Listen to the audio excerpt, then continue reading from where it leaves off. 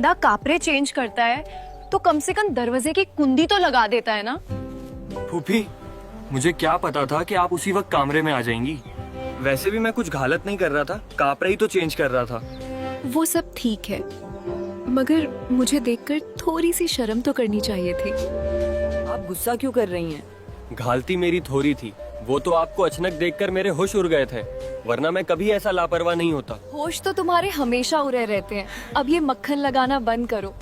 मुझे पता है तुम जानबूझकर दरवाजा खुला छोड़ देते हो। अगर जानबूझकर छोड़ता तो आपको भागने थोड़ी देता। मैं तो चाहता था कि आप रुक जाएं। वैसे सच बताइए, आपको देख के बुरा लगा या अच्छा? बुरा क्यों लगेगा? अचानक था तो घबरा गई थी। अगर पहले बता देते तो मैं यूं चीख मार कर ना भागती।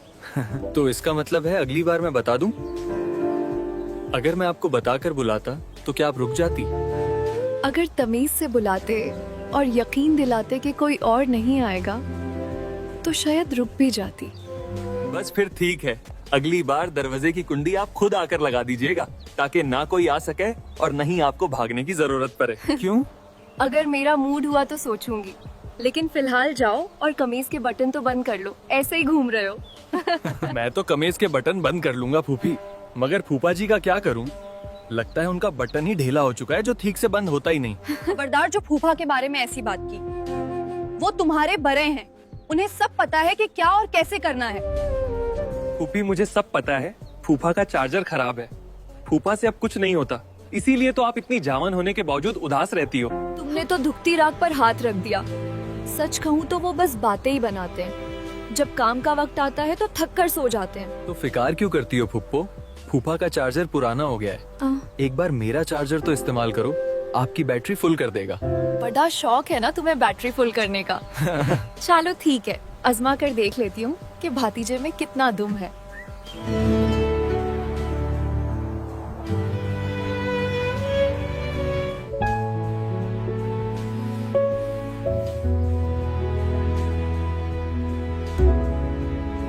प्यारे दोस्तों, दिल्ली में राजेश नाम के एक साहब रहते थे।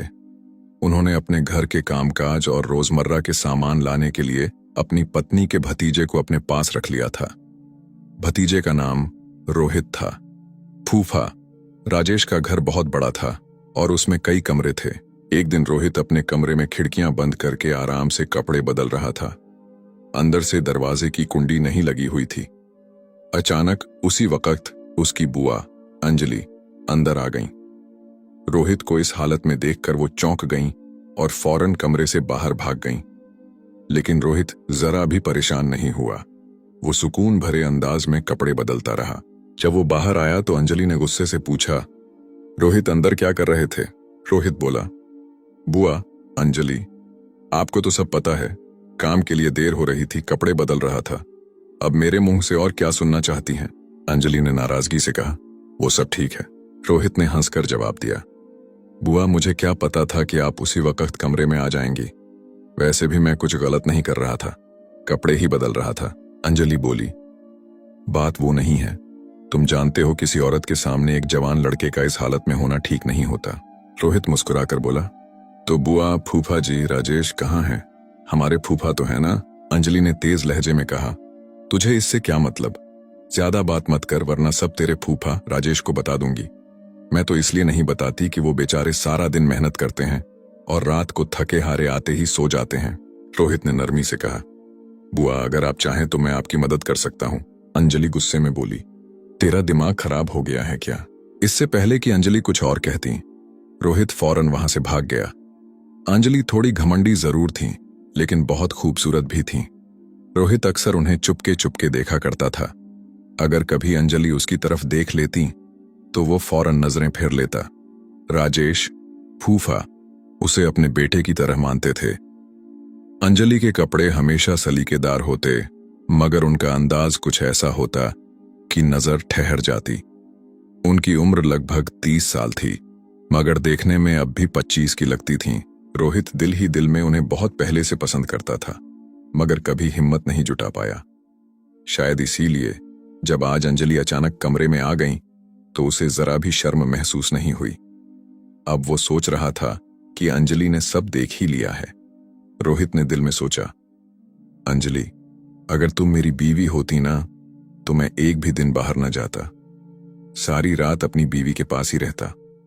वो अपनी बुआ के बारे में बिना किसी शर्म के ये सब सोचता रहा कि बीवी के साथ तो वक्त बिताना चाहिए, क्योंकि उसी वक्त इंसान की तमन्ना पूरी होती है।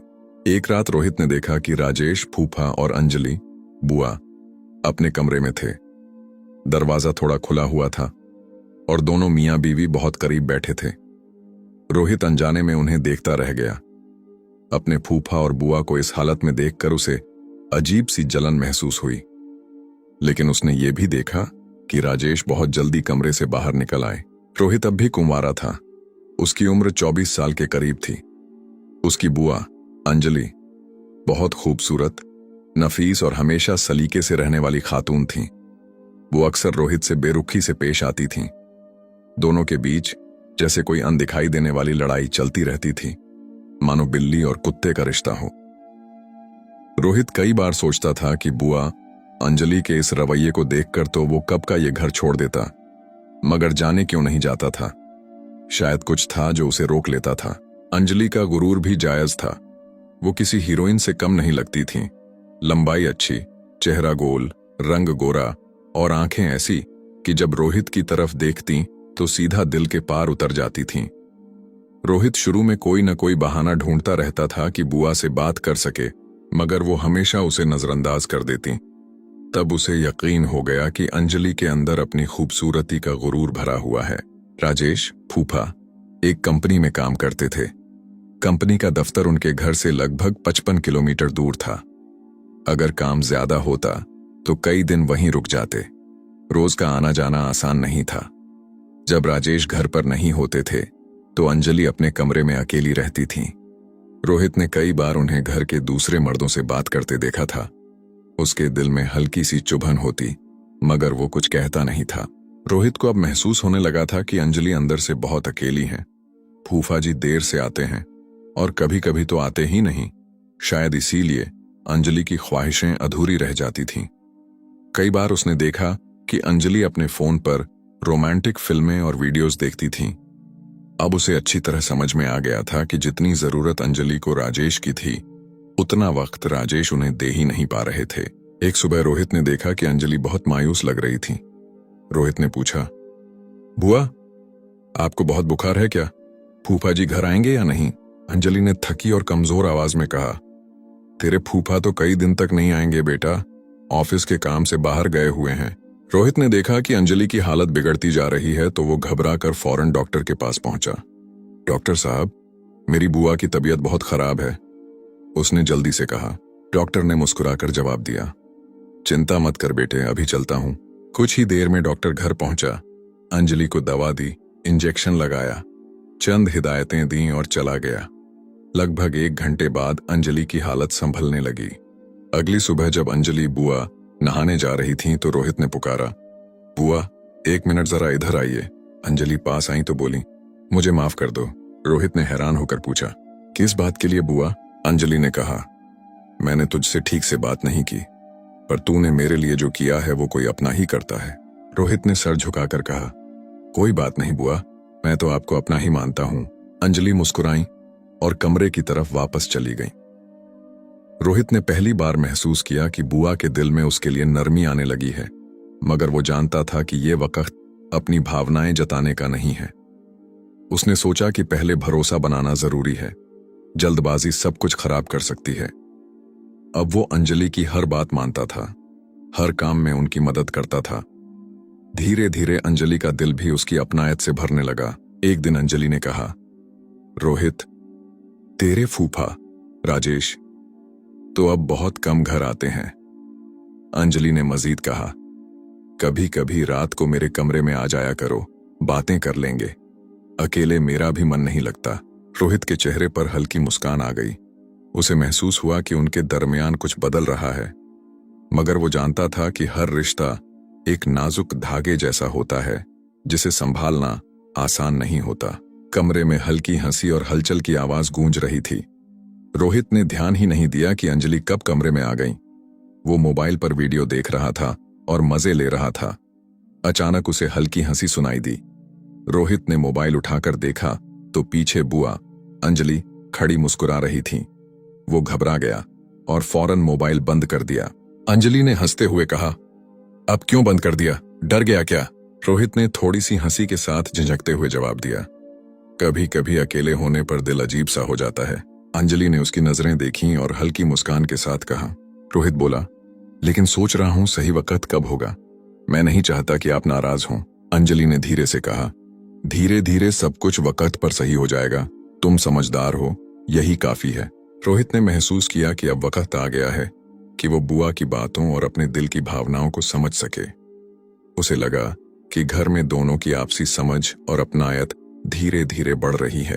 अंजलि ने प्यार भरी मुस्कान के साथ कहा, रोहित तुम मेरे कमरे में आकर बातें कर सकते हो।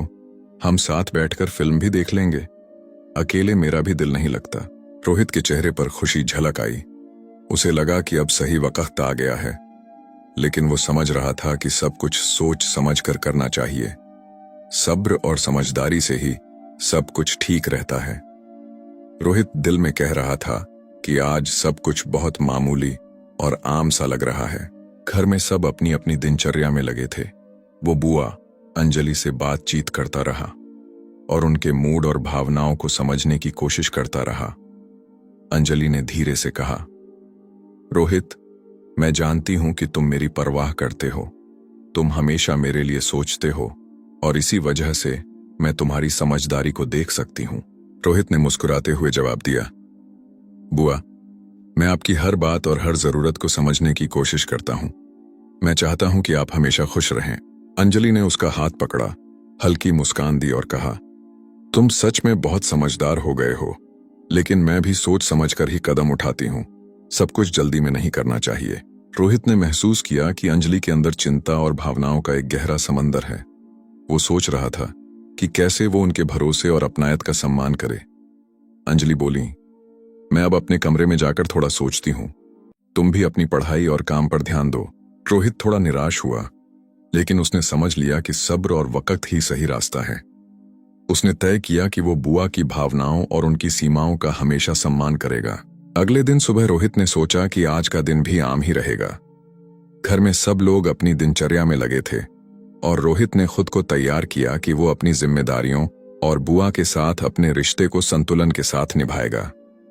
रोहित नहाकर बाहर आया तो उसी वक्त अंजलि भी वहां आ गईं। उन्होंने प्यार भरी मुस्कान के साथ कहा, ओह, आज तो बड़ा स्मार्ट लग रहा है। रोहित ने कुछ नहीं कहा और चुपचाप अपने कमरे में चला गया। उसे लगा कि कहीं बुआ नाराज न हो जाए। कुछ देर बाद अंजलि रोहित के कमरे में आई और पूछा, क्या हुआ रोहित? मैंने कुछ गलत किया है या तुम मुझसे नाराज हो?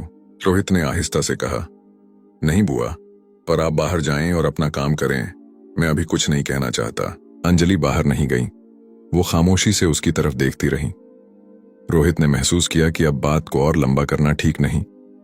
थोड़ी देर बाद वो खुद कमरे से बाहर चला गया।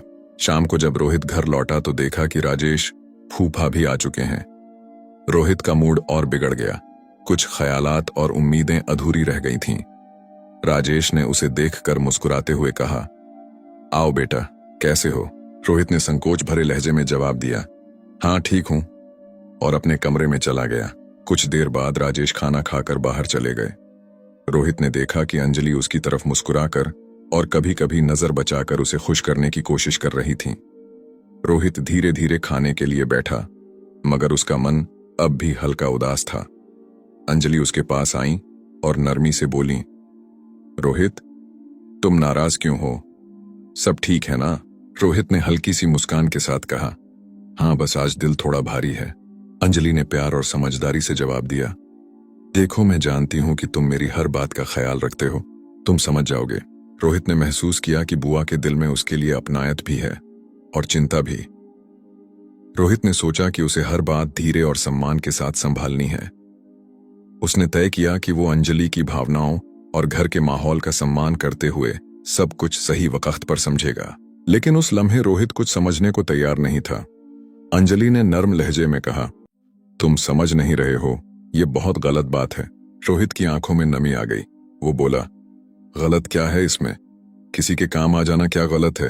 अंजलि ने एक गहरी सांस ली और कहा, चुपचाप खाना खा लो और सो जाओ। रोहित ने थोड़ा सख्त लहजा अपनाया, मैं सोता हूं या नहीं इससे आपको क्या मतलब? फिर वो धीरे से बोला, आज रात मैं ऐसे ही बैठा रहूंगा। ये कहकर वो अपने कमरे में चला गया। उसके दिल में कोई तूफान सा चल रहा था। वो समझ नहीं पा रहा था कि उसे गुस्सा है या दर्द। रात काफी गहरी हो चुकी थी। घर में सब सो गए थे। रोहित धीरे से अपने कमरे का दरवाजा खोलकर छत पर आ गया। ठंडी हवा उसके बालों से खेल रही थी। वो चांद की तरफ देखकर गहरी सोच में डूब गया। थोड़ी देर बाद उसे आहट सुनाई दी। वो मुड़ा। अंजलि आ रही थी। वो उसके पास आकर बैठ गईं और बोली, अरे पगले, इतनी रात को छत पर क्या कर रहे हो? रोहित की आंखों में आंसू थे। वो बोला, मेरा दिल बहुत बेचैन है बुआ। मुझे खुद नहीं समझ आता कि मैं क्या चाहता हूं। अंजलि ने उसका हाथ पकड़कर कहा, जिंदगी में बहुत सी बातें समझने में वक्त लगता है बेटा। तू सच्चा है, बस अपने दिल को सही राह पर रख। रोहित ने सर झुका लिया। दोनों देर तक चांद की तरफ देखते रहे। एक खामोशी थी जिसमें बहुत कुछ कहा जा चुका था। रोहित ने गंभीर आवाज में कहा, बुआ, मैं वादा करता हूं। रोहित ने कहा, अब कभी कोई गलत काम नहीं करूंगा। अंजलि ने धीरे से सर हिलाया और मुस्कुरा दी। रोहित ने सोचा कि अब उसे अपने कर्तव्यों को सही तरह समझना है। इतने में राजेश फूफा आ गए और बोले, मैं तुम दोनों को एक बात बताने आया हूं। मैं 15 दिन तक घर नहीं आऊंगा। ऑफिस के काम से बाहर रहूंगा। 15 दिन बाद वापस आऊंगा। फिर राजेश ने रोहित से कहा, रोहित, अब इस घर की जिम्मेदारी तुम्हारे कंधों पर है। अपनी बुआ का भी अच्छे से ध्यान रखना। रोहित ने पूरे एतमाद विश्वास से जवाब दिया, फूफा जी आप फिक्र मत कीजिए, मैं घर और बुआ दोनों का खूब ध्यान रखूंगा। राजेश मुस्कुराकर बोले, 4 घंटे बाद मेरी गाड़ी है। रोहित राजेश को स्टेशन छोड़कर आया और फिर घर लौट आया। घर में अंजलि खिड़की के पास बैठी थी, थोड़ी उदास। रोहित ने पास जाकर पूछा, बुआ क्या हुआ? आप उदास क्यों हैं? अंजलि ने हौले से कहा, तुम्हारे फूफा इतने दिन घर नहीं होंगे। मैं उन्हें देखने के लिए तरस रही थी। रोहित ने बुआ अंजलि का हाथ थामकर नरमी से कहा, कोई बात नहीं बुआ, मैं यहां हूं, मैं आपका ख्याल रखूंगा। अंजलि ने हल्की मुस्कान के साथ सर हिलाया। रोहित ने महसूस किया कि भले ही फूफा जी राजेश घर नहीं हैं, पर अब वो अपनी जिम्मेदारी और बुआ के लिए सही रास्ते पर हैं। दोनों कुछ देर चुपचाप बैठे रहे। रोहित सोच रहा था कि अब उसे बुआ के विश्वास और उनके स्नेह को समझते हुए अपने कर्तव्यों और घर की देखभाल पूरी ईमानदारी से करनी है। अंजलि ने भी धीरे धीरे रोहित पर भरोसा जताया। उस रात ने दोनों के बीच के विश्वास और अपनायत को और भी मजबूत कर दिया। लेकिन फिर अंजलि कांपती हुई आवाज में बोली, रोहित, तेरे फूफा से मैं सारी जिंदगी नजर नहीं मिला पाऊंगी। अंजलि ने कपकपाती आवाज में कहा, रोहित, तू वो कर रहा है जो न इंसानियत में आता है न रिश्तों में। सोच, कल जब तू अपने फूफा से नजर मिलाएगा, क्या तू उनका चेहरा देख पाएगा?